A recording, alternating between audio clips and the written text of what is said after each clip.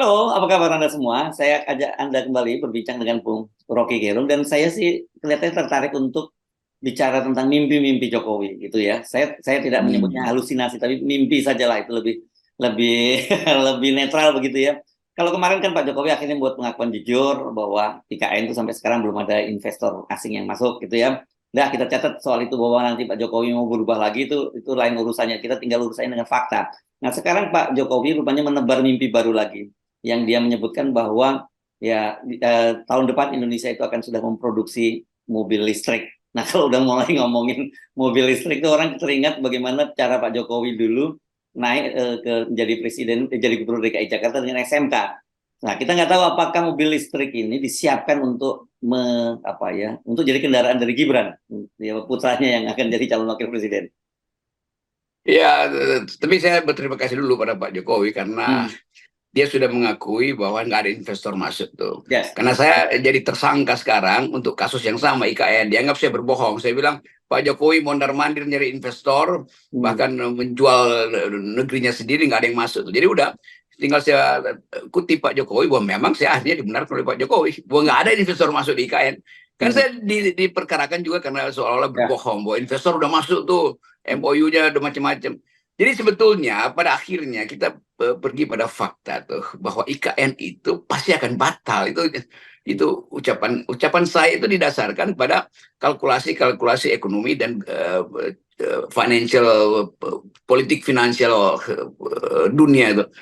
Oke, kita anggap itu semacam split of the tongue yang dasarnya adalah kecemasan sendiri Pak Jokowi itu. Jadi dia udah ucapkan pengakuan bahwa memang dia udah gagal, udah itu stop di situ aja tuh. Hmm. Nah sekarang karena dia gagal, dia cari mimpi yang lain kan, mimpi Hmm. IKN itu tertunda atau mungkin tidak mungkin lagi dia dia pertahankan sebagai mimpi, karena dia sendiri berhadapan dengan investor di Amerika yang nggak satupun yang mengidealkan isu pemindahan ibu kota itu karena merusak lingkungan dan instabilnya Indonesia.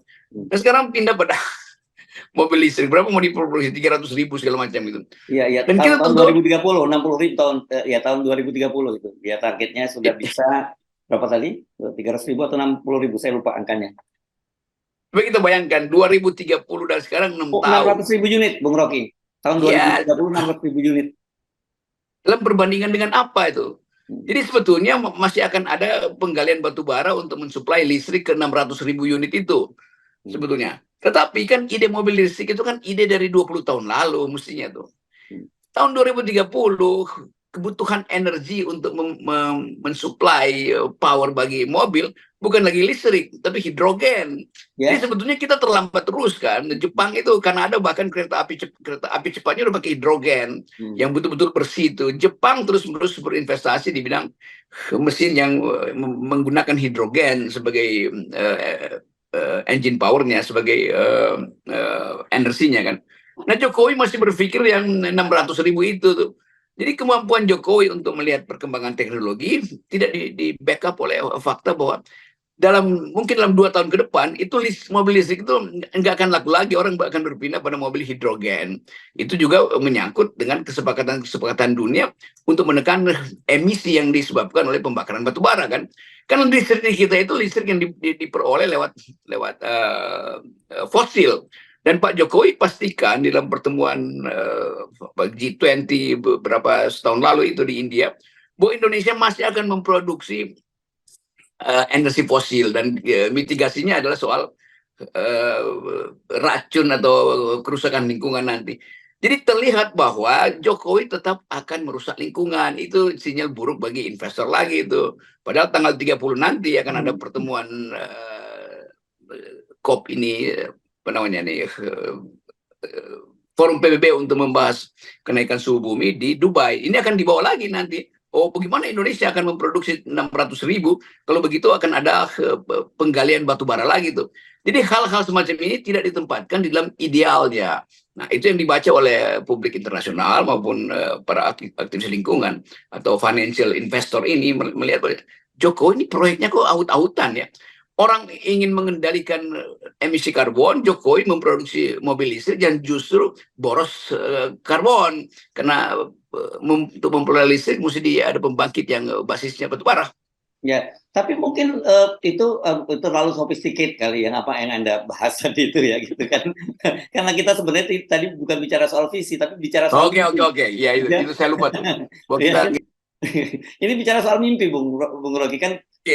kita ingat kan pada waktu itu ketika SMK dulu kan juga beliau juga saya lupa angkanya persis kalau nggak salah udah ada 6.000 yang inden dan sebagainya gitu dan sekarang kita bicara mobil listrik lah kita yang SMK aja sampai sekarang belum terwujud tiba-tiba kita melompat tahun depan loh yang disebutkan tahun depan kita ke listrik saya kira mungkin orang lebih pada menyoroti soal itu gitu yang tadi itu visi tadi terlalu canggih lah gitu.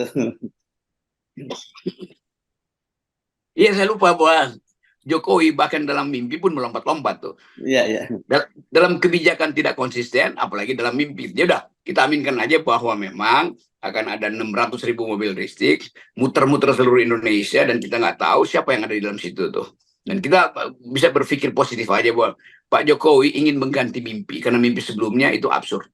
iya iya. Itu IKN itu absurd, maka Ya. balik pada mobil listrik.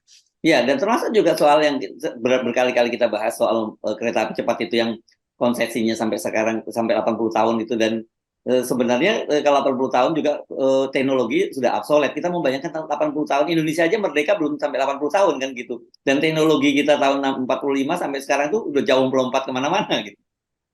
Ya, nama juga mimpi kan, boleh lah tuh. Iya, iya, iya, iya. Iya. Oke. Jadi kita masuk dalam republik yang penuh dengan delusi itu, Mhm. atau penuh dengan ya imajinasi yang nggak ada standarnya kan. Ya, ya. Dan Jokowi memang dari awal begitu cara berpikirnya tuh. Ya karena itu APBN dianggap akan tersedia memproduksi mobil listrik, memproduksi kereta listrik segala macam itu akan tersedia APBN.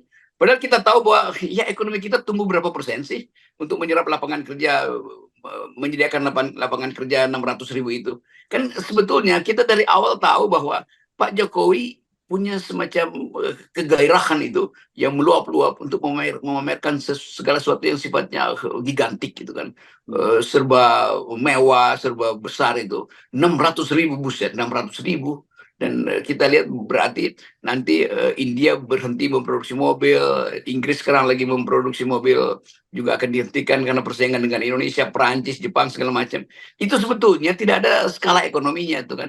Comparative advantage kita tuh apa di situ tuh, atau competitive advantage kita dalam soal mobil listrik apa? Kan itu pertanyaan akademis. Tapi sekali lagi kalau ini cuma soal mimpi ya udah nggak ada soal tuh, orang mimpi bahwa dia jadi Tuhan pun nggak ada yang akan larang. Ya, nah tapi kan sebenarnya begini ya, Bung Rokin, orang sekarang semua udah paham lah bahwa Pak Jokowi ini hidup dalam mimpi-mimpi dan juga dengan apa pernyataannya nggak pernah kita pegang dan orang merasanya mungkin pengen berharap menarik napas lega udaranya lebih bersih gitu karena ya nggak lama lagi kan Pak Jokowi akhirnya juga turun gitu karena 2 periode dia sudah habis masa jabatannya. Tadinya kan orang banyak baru gitu, kita pengen menghirup udara baru tanpa Indonesia pasca Jokowi gitu.